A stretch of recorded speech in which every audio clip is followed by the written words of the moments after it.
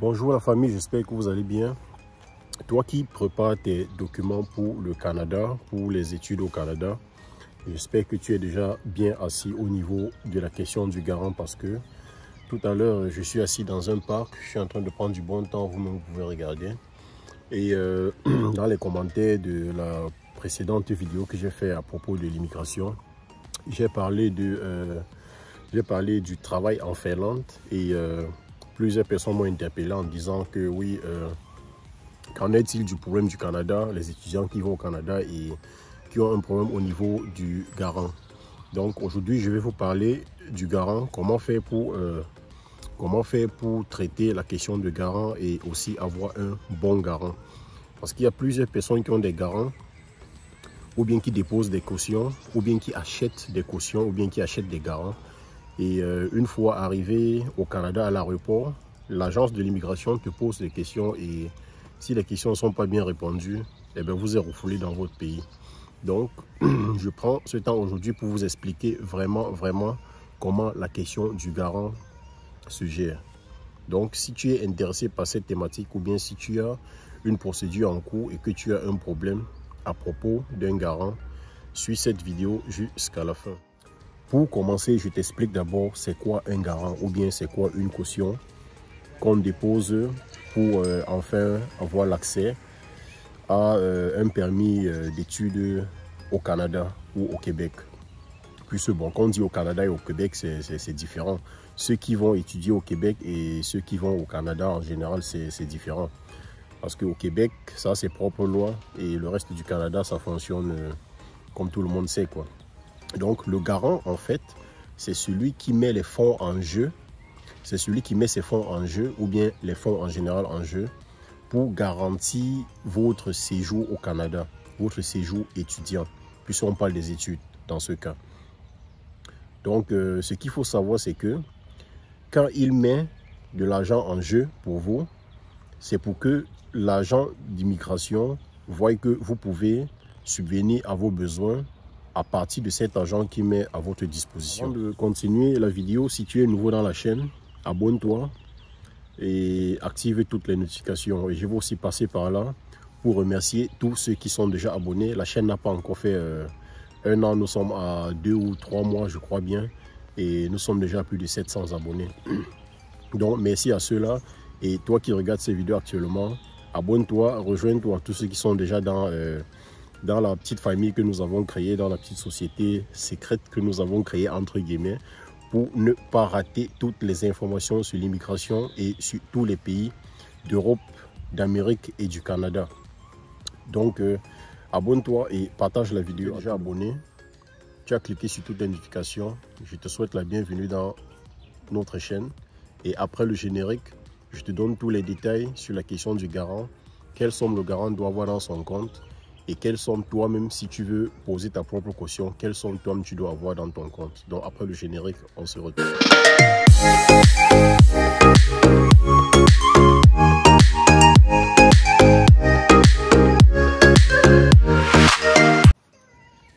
De retour sur la chaîne après le générique, moi c'est Jirès Vofo et je suis coach en immigration. Je donne les idées et les astuces sur les voyages et sur l'immigration en général, que ce soit en Amérique, en Europe ou bien au Canada.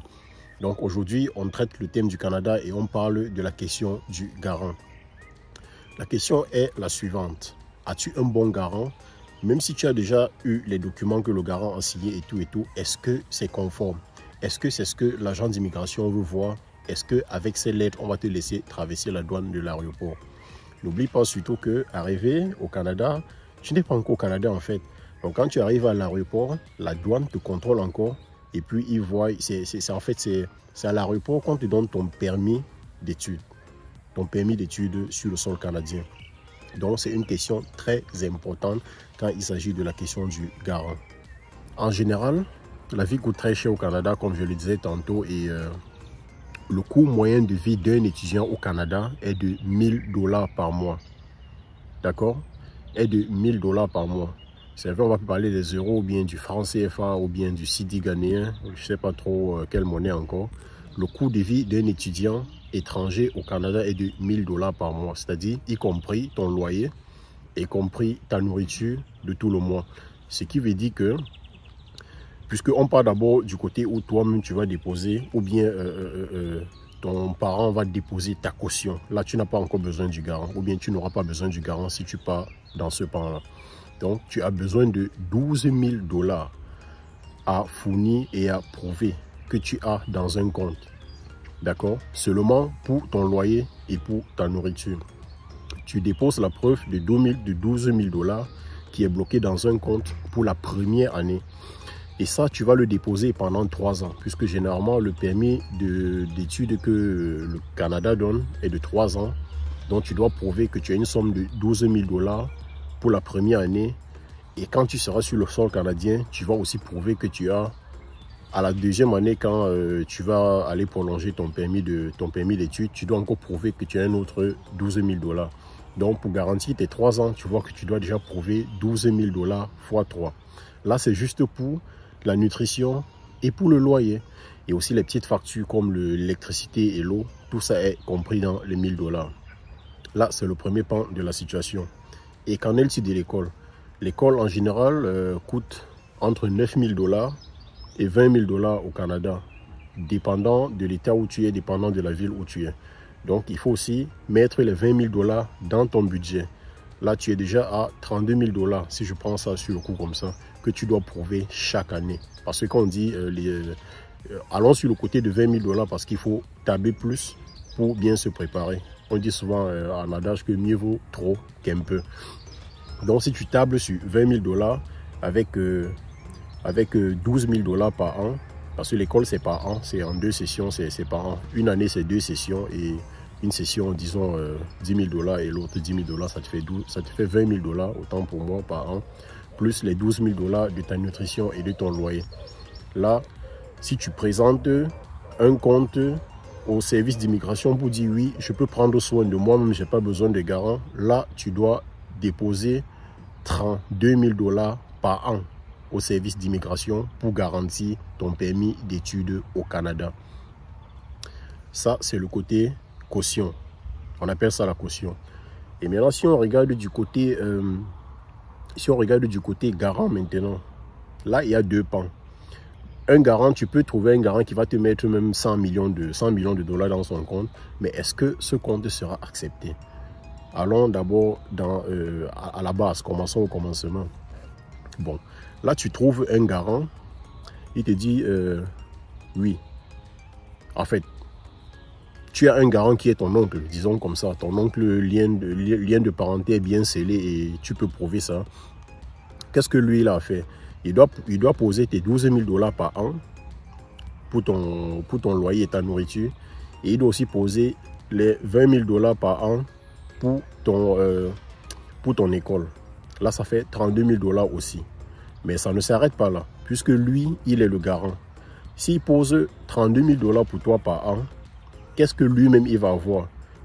Là, on va regarder s'il a les enfants, combien il paye son loyer, s'il a les voitures, s'il paye les assurances et tout. On va regarder combien il reste dans son compte.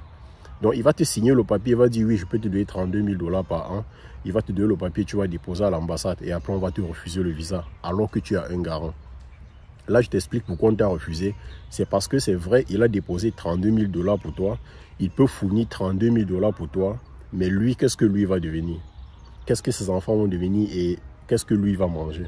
Donc, tu vois que à ce niveau-là, le service d'immigration, ils ont raison. Ils ont le plein droit de te refuser l'entrée au Canada.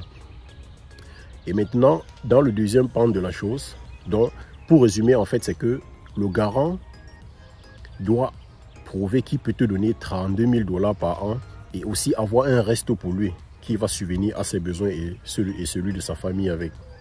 Là, on est d'accord. Voilà le résumé de tout ce que j'ai dit. Le garant doit prouver qu'il peut te déposer 32 000 $ par an et aussi avoir un reste pour lui et sa famille. Là, c'est un bon garant. Ici, le lien de parenté est approuvé ou bien confirmé. Là, tu n'as pas de problème. Tu as un bon garant. Le deuxième pan de la situation, c'est ceux qui vont acheter les garants, ceux qui font acheter les garants de commerce et tout.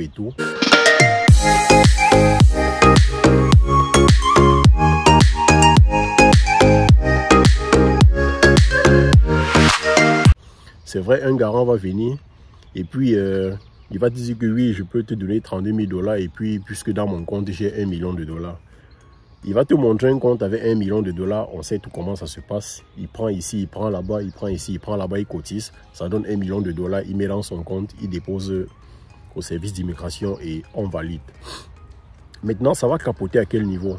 Quand tu arrives à l'aéroport, on te demande si tu as la caution ou si tu es un garant. Tu vas dire non, je suis venu avec le document du garant. On dit présente, tu présentes.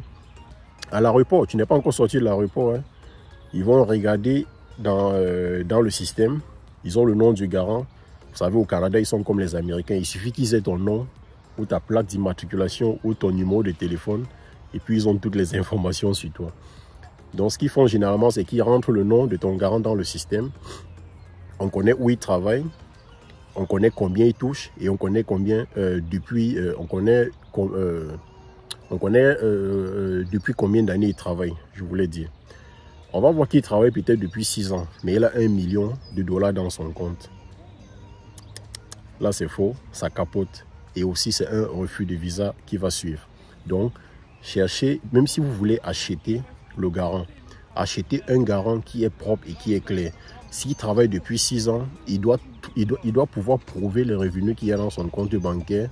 Même si c'est 20 millions de dollars, s'il est peut-être businessman ou bien commerçant, là ça se comprend. Mais s'il est salarié, on connaît le salaire, on connaît la grille salariale de tout le monde au Canada. Tu ne peux pas mentir sur ton salaire. Quand on connaît ton boulot qu'on fait, on connaît exactement le salaire que tu as. Et si on connaît combien depuis d'années que tu travailles, on peut aussi en déduire combien tu as déjà pu épargner dans ton compte. Donc, c'est un peu ça les gars. Ne vous trompez plus sur les questions des garants. Voilà les 2 types de trucs que je vous ai donnés pour déceler exactement si c'est un bon garant ou pas. Parce qu'au niveau de la caution, dès que vous prouvez les 32 000 $, c'est bon. Mais il va falloir qu'à la 2e année, quand vous prolongez votre permis d'études au Canada, que vous ayez encore 32 000 $ dans votre compte. Mais généralement, tout le monde réussit à prouver ça parce que quand vous arrivez, pendant que vous étudiez, vous avez votre petit boulot à côté, vous pouvez avoir 500 $ par mois si vous allez travailler, par exemple. Si vous êtes à l'université, vous n'êtes pas obligé de travailler, d'aller à l'université physiquement tous les jours. Vous recevez les cours en PDF et vous pouvez étudier à la maison et travailler peut-être 5 heures de temps par jour, pendant 3 jours, 4 jours, et puis vous rentrez avec 500 $ à la fin du mois. Et si vous épargnez, vous pouvez aussi déjà préparer la rentrée prochaine avec l'épargne que vous faites l'année précédente. Donc les gars, le problème de garant est très sérieux. Au niveau de la caution, c'est parfois très transparent parce qu'il n'y a pas de... comment je vais dire, il n'y a pas de tromperie. Quand vous montrez votre propre compte avec votre propre nom, avec 32 000 $, là c'est propre. Mais quand vous montrez le compte d'une autre personne avec 32 000 $, on va fouiller dans la vie de la personne pour savoir si la personne peut réellement épargner 32 000 $ ou si la personne peut encore déposer 32 000 $ l'année précédente, l'année qui va suivre pour vous. D'accord? Et même si c'est celui à qui vous achetez la caution peut prouver qu'il peut remettre 32 000 $ pour vous l'année suivante. Maintenant, il y a une deuxième question qu'on va vous poser à la douane lorsque vous allez pouvoir sortir, lorsque vous allez vouloir sortir de l'aéroport. La question sera: qui est le garant pour vous? D'accord, j'ai vu plusieurs personnes qu'on a rapatriées qui n'ont même pas foulé le sol canadien. Ils étaient encore dans la zone internationale et ils étaient déjà contents. Ah, mon rêve canadien. Donc tu arrives et puis l'agent d'immigration te dit: ok, monsieur tel, il est votre garant, oui, ses documents sont bons, il peut épargner telle somme, il peut encore remettre telle somme pour vous l'année prochaine. Qui est le garant pour vous réellement? Et puis il y a certains qui disent: oui, c'est mon cousin. Et quand on regarde le lien de parenté, rien ne prouve qu'il est votre cousin. Donc, énumérez les liens de parenté que vous pouvez prouver. Si par exemple c'est votre oncle, vous pouvez prouver que oui, c'est le petit frère de mon papa, voilà, sur l'extrait de naissance, ils ont le même nom de maman, et le même nom de papa, d'accord? Ne prenez pas un Français alors que vous êtes Guinéen et vous dites: c'est mon oncle. C'est un peu terrible, vous voyez. Donc, les amis, la question du garant est très, très, très sérieuse. Concentrez-vous sur vos documents et ne vous laissez pas berner par n'importe qui. C'est vrai que vous pouvez le faire vous-même. Et si vous avez des problèmes, vous pouvez aussi écrire à plusieurs personnes qui sont déjà passées par là et ils pourront aussi vous aider. C'est pour ça qu'on dit que l'information du voyage est bien parfois quand on la cache. Mais à un moment donné, il faut parler avec des gens vraiment sûrs et qui connaissent la chose. Donc, salut à vous. Si vous avez des questions à propos du garant ou bien de la caution, mettez-le en commentaire et je prendrai le soin de contacter chaque personne qui mettra sa question en commentaire pour lui apporter quelques éclaircissements ou pourquoi pas avoir une consultation en direct avec lui. Portez-vous bien, bye et à la prochaine vidéo.